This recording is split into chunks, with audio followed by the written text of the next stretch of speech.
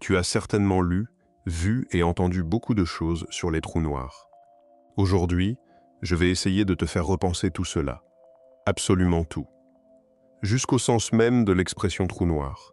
On va parler uniquement des trous noirs du point de vue de la relativité générale classique. Pas de rayonnement de Hawking, pas de théorie des cordes, pas de mécanique quantique. On y va doucement. Fais-moi confiance. Si je m'y prends bien, ce sera déjà suffisamment vertigineux. Et pour que cette histoire fonctionne, j'ai besoin que tu fasses quelque chose pour moi. J'ai besoin que tu mettes de côté tout ce que tu crois savoir sur les trous noirs, que tu deviennes une page blanche, et que tu me laisses te raconter une histoire. Une histoire avec moi, un poney et un singe très acrobatique. Suppose que je me trouve très loin d'un trou noir, et qu'un poney orbite autour de ce trou noir. Elle est proche, mais pas trop proche du trou. Ne t'inquiète pas pour elle. Premier fait. Les événements qui se produisent à un rythme normal du point de vue du poney se produisent au ralenti de mon point de vue à moi. Un jour pour elle pourrait être des mois pour moi. C'est ce qu'on appelle la dilatation gravitationnelle du temps. Le même phénomène se produit autour de la Terre, mais à un degré bien moindre. Les horloges atomiques en orbite haute prennent quelques microsecondes d'avance chaque jour par rapport aux horloges au sol. C'est minuscule. Mais le GPS ne fonctionne pas correctement si on ne tient pas compte de cette différence. Maintenant, suppose que j'envoie un singe en chute libre radiale vers le trou noir. Le singe tombe en tournoyant sur lui-même. À mesure qu'il descend, je vois sa rotation devenir de plus en plus lente, au ralenti. Mais je le vois aussi accélérer dans sa chute, exactement comme s'il tombait vers la Terre. C'est logique, jusqu'à un certain point. Parce qu'à un moment donné, le singe va franchir le bord du trou noir sans que lui-même ne remarque quoi que ce soit d'inhabituel. Mais ce n'est pas ce que moi je vois.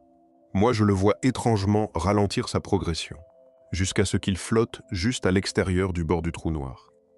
À un certain moment, je le vois en animation suspendue. Il ne tourne plus, il ne progresse plus, il est figé. Et le poney est d'accord avec moi. Un autre poney qui utilise de puissantes fusées pour planer beaucoup plus près du bord du trou noir est aussi d'accord. En fait, n'importe quel observateur, inertiel ou non, qui reste toujours à l'extérieur du bord du trou noir serait d'accord. Même si les poneys et moi étions immortels, nous serions tous d'accord sur le fait que la vie du singe ne progresse tout simplement pas au-delà de ce moment figé. Le singe sait qu'il franchit le bord. Il était là. Il l'a vécu. Mais tous les autres insistent qu'il ne le franchit jamais, même après un temps infini sur n'importe laquelle de nos horloges. Tu mesures à quel point c'est déroutant. Le singe dit que certains événements se produisent, mais tous les autres, à l'extérieur du trou noir, disent que ces événements ne se produisent jamais. Jamais. En d'autres termes, il existe apparemment des événements auxquels, de notre point de vue extérieur, on ne peut même pas attribuer un camp de manière cohérente. De notre référentiel en dehors du trou noir, ces événements ne se produisent tout simplement pas. Même si on attend un temps infini, tu as bien suivi. Voici le point crucial. Un trou noir est cet ensemble d'événements. Du point de vue d'observateurs comme le singe, qui se trouve à ces événements ont lieu à des positions spatiales à l'intérieur de cette tache noire qu'on voit dans le ciel. Mais cette tache, le trou noir, n'est pas simplement un ensemble de positions. C'est l'ensemble de tous les événements qui ont jamais eu lieu ou auront jamais lieu là-bas, du point de vue d'observateurs qui y sont physiquement présents. Le trou noir n'est pas une région d'événements simultanés avec le monde extérieur que le poney et moi serions simplement incapables de voir. Ce n'est pas un problème de visibilité. C'est la collection d'événements dont nous disons qu'ils ne se produisent pas du tout. Et cette tache noire que tu vois dans le ciel est simplement ce à quoi ça ressemble en termes spatiaux et temporels ordinaires, quand tu supprimes des occurrences entières du registre cohérent de l'histoire de l'univers de chaque observateur extérieur. Au passage, pour chaque particule qui entre dans le trou noir, un événement sur sa ligne d'univers est toujours le dernier événement qui entre dans mon film de l'histoire du monde aux temps infinis. Ce lot final d'événements pour tous les objets qui pénètrent dans ce vide noir, pris ensemble, s'appelle l'horizon des événements du trou noir. L'horizon n'est pas simplement une surface sphérique dans l'espace. Ce n'est pas un voile. C'est une surface dans l'espace-temps. Ils représentent les derniers événements auxquels on peut encore attribuer un camp. Si un trou noir est un ensemble d'événements, alors pourquoi en parle-t-on comme si c'était un objet? Voici pourquoi. Pour simplifier, supposons que le Soleil soit une sphère parfaite. Il détermine la géométrie de l'espace-temps dans son voisinage. Les géodésiques qui en résultent correspondent à des choses comme la chute libre radiale, les orbites, etc. Maintenant, si je remplace le Soleil par un trou noir sphérique d'environ 6 km de diamètre, les géodésiques, au-delà de l'endroit où se trouvait autrefois la surface du Soleil, restent inchangées. La Terre gèlera, bien sûr. Mais son orbite ne sera pas différente. Donc, en ce qui concerne la Terre, ce trou noir génère la même géométrie de l'espace-temps ici que le Soleil. En ce sens, le trou noir se comporte certainement comme un objet ayant la masse du Soleil. Donc on associe une masse solaire au trou noir lui-même. En fait, si on prend un objet sphérique de n'importe quelle masse, un trou noir sphérique ayant un rayon spécial, appelé le rayon de Schwarzschild, laissera l'espace-temps qui était à l'origine extérieure à cet objet inchangé. Un trou noir qui imite le Soleil a un rayon de Schwarzschild de 3 km. Un trou noir ayant la masse de la Terre aurait un rayon d'un peu moins d'1 centimètre. Mais attends une seconde. Un trou noir est un ensemble d'événements. Alors cet ensemble d'événements imite-t-il la masse, ou possède-t-il réellement une masse? Y a-t-il même une différence? Retiens cette question. On y revient. Première idée reçue à déconstruire. Les trous noirs aspirent les choses. Non, ils ne font pas ça. Ce ne sont pas des aspirateurs. On peut orbiter autour d'eux sans aucun problème. Je pense que cette idée d'aspiration vient d'un malentendu sur la région qui se trouvait autrefois à l'intérieur du Soleil, mais qui est toujours à l'extérieur du trou noir. La géométrie de l'espace-temps dans cette région est très particulière. Il existe des orbites planétaires inhabituelles dans cette zone. Et il y a un rayon limite en dessous duquel il n'existe plus de géodésique circulaire. Donc un observateur en chute libre à l'intérieur de ce rayon limite, comme le singe, ira radialement vers l'intérieur. Mais ce n'est pas parce qu'il est aspiré, pas plus que la Terre n'aspire une pomme qui tombe. Il tombe, tout simplement. Tant qu'il reste à l'extérieur de l'horizon, il peut utiliser des fusées pour planer ou se déplacer radialement vers l'extérieur. Exactement comme sur Terre. Deuxième idée reçue. Les trous noirs sont noirs parce que même la lumière ne peut pas échapper à leur attraction gravitationnelle. Ce n'est pas la raison. Mais voici comment cette métaphore malheureuse a probablement commencé. En gravité newtonienne, un projectile à la surface d'une planète ou d'une étoile a besoin d'une vitesse minimale, appelée la vitesse de libération, pour s'éloigner suffisamment et ne pas retomber sous l'effet de la gravité.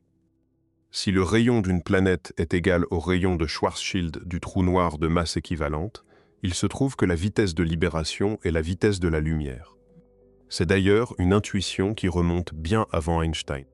En 1796, Pierre-Simon de Laplace, l'un des plus grands esprits scientifiques que la France ait jamais produit, avait déjà imaginé ce qu'il appelait les corps obscurs. Des astres si massifs que leur vitesse de libération dépasse celle de la lumière. Laplace utilisait le cadre newtonien, pas celui d'Einstein.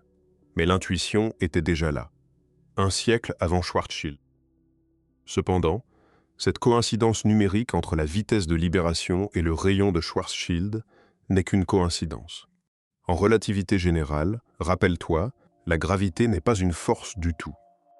Même s'il est vrai que tout à l'intérieur d'un trou noir, y compris un photon, se déplacera toujours radialement vers l'intérieur, ce n'est pas parce qu'il est attiré. C'est la courbure extrême de l'espace-temps qui a rendu la géométrie si tordue que radialement vers l'extérieur n'est tout simplement plus une direction disponible. C'est un peu comme si tu te retrouvais dans un épisode de la 4e dimension où, peu importe dans quelle direction tu te tournes, tu fais toujours face vers l'intérieur. C'est profondément dérangeant. Mais ce n'est pas la raison pour laquelle les trous noirs sont noirs. Rappelle-toi. De notre point de vue, il n'y a pas de photons à l'intérieur. Un pointeur laser porté par le singe n'entre jamais dans le trou noir, en ce qui nous concerne. À cause de la dilatation du temps, nous détecterions toute impulsion laser que le singe envoie avec une fréquence plus basse, c'est-à-dire une couleur plus rouge, que ce que le singe émet réellement. Juste avant que le singe ne se fige de notre perspective, la dilatation du temps est si sévère que toute lumière qu'il émet est décalée vers le rouge jusqu'à des fréquences indétectablement basses.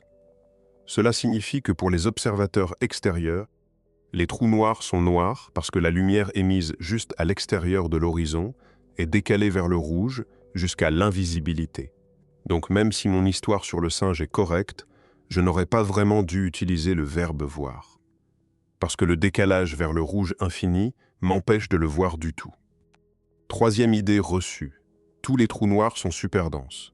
Ça dépend de ce que tu entends par densité.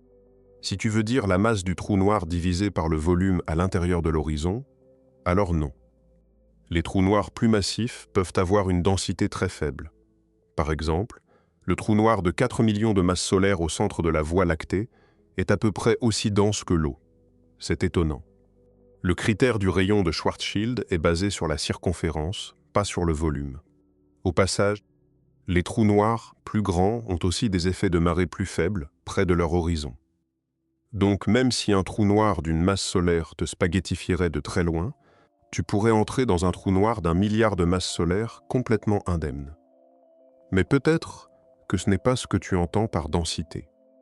Peut-être que tu veux dire que tous les trous noirs sont infiniment denses parce que tout ce qui entre dans le trou noir s'effondre en un point infiniment dense, appelé la singularité au centre. Encore une fois, il faut être prudent. Cette troisième idée reçue nous ramène en fait directement à la question de la masse que j'ai posée plus tôt. Du point de vue astrophysique, un trou noir peut se former quand un objet suffisamment massif, typiquement une étoile très lourde, s'effondre et devient plus compact que son propre rayon de Schwarzschild. Dans cette situation, la masse de l'étoile précurseur et la masse associée du trou noir seront effectivement les mêmes. Cependant, l'horizon se forme d'abord à l'intérieur de l'étoile, puis s'étend. Donc pour les observateurs extérieurs, la majeure partie de la matière ne franchit jamais l'horizon. Rappelle-toi. Tout est figé. Dans ce scénario, on peut en quelque sorte contourner toute la question de la masse. Pour nous, elle n'est pas à l'intérieur du trou noir. Mais voici le problème. Les équations d'Einstein permettent aussi l'existence d'un univers vide qui contient un trou noir éternel. Un trou noir qui ne s'est formé à partir de rien. Un espace-temps qui possède un horizon des événements, même s'il n'y a aucune matière nulle part. Y compris derrière l'horizon. C'est le trou noir de Schwarzschild prototypique. Et j'ai toujours pensé que, quoi qu'on décide d'appeler la masse d'un trou noir, cela devrait s'appliquer aussi bien aux trous noirs astrophysiques qu'à ces trous noirs idéalisés. Et dans cette circonstance, à quoi est-on censé attribuer la masse du trou noir? Rappelle-toi, il n'y a aucune matière nulle part. Alors la masse est-elle une propriété de la singularité? Personnellement, je ne pense pas que ça fonctionne. La singularité n'est pas non plus une chose, un lieu ou un événement. C'est comme un trou qui a été percé dans l'espace-temps. Les géodésiques se terminent parce qu'il n'y a aucun moyen pour elles de continuer. Alors, où est la masse? Est-elle associée à la courbure de l'espace-temps? À tout l'espace-temps dans son ensemble? Je ne suis pas sûr de la bonne réponse à des questions d'interprétation comme celle-ci.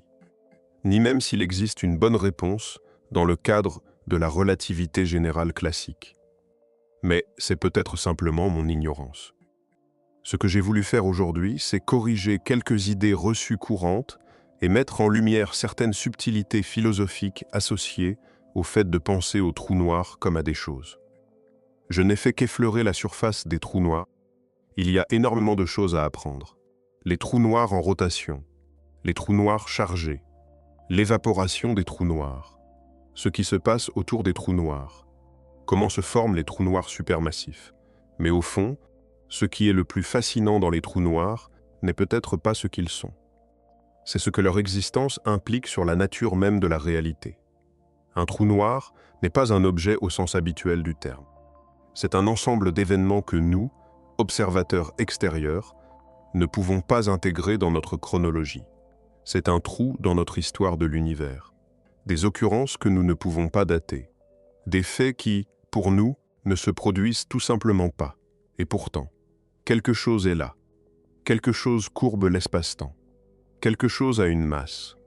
Quelque chose attire la lumière et déforme le temps. Les trous noirs nous forcent à confronter une vérité profondément inconfortable. La réalité n'est pas nécessairement ce qu'un observateur donné peut enregistrer. Il existe peut-être des événements dans l'univers qui sont parfaitement réels pour ceux qui les vivent, mais qui n'existent tout simplement pas dans la chronologie d'un autre observateur. Ce n'est pas une question de technologie.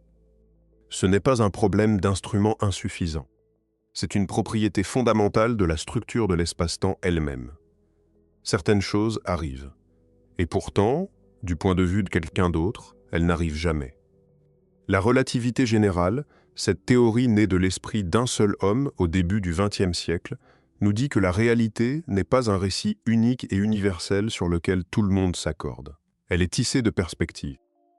Et certaines perspectives sont radicalement, irrémédiablement, structurellement incompatibles. Les trous noirs sont l'endroit où cette incompatibilité atteint son paroxysme. Ils sont le lieu où l'univers cesse de raconter une seule et même histoire. Et c'est peut-être la chose la plus troublante et la plus belle que la physique nous ait jamais révélée. Que la réalité elle-même n'est pas une chose unique, mais un ensemble de récits qui ne peuvent pas tous être vrais en même temps, et qui pourtant le sont tous.